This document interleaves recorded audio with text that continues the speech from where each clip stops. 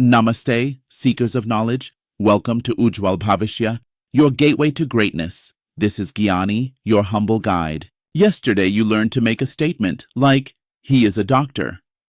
Think of that statement as a locked door. The information is inside, but you cannot get to it. How do we open it? We need a key. In English grammar, the key to opening that door is to gently flip the first two words. We turn the key. He is becomes is he, and the door opens. A statement. He is a doctor. The question, the key that unlocks the information, becomes, is he a doctor? This is the perfect system of inversion. Let's try it again. The statement, they are ready. We turn the key, and the question becomes, are they ready? And if you need more information, you can simply add a question word like what or where at the very beginning. For example, what is your name? Or where are you from?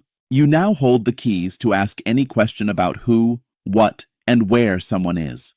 My question to you is, which door will you unlock first?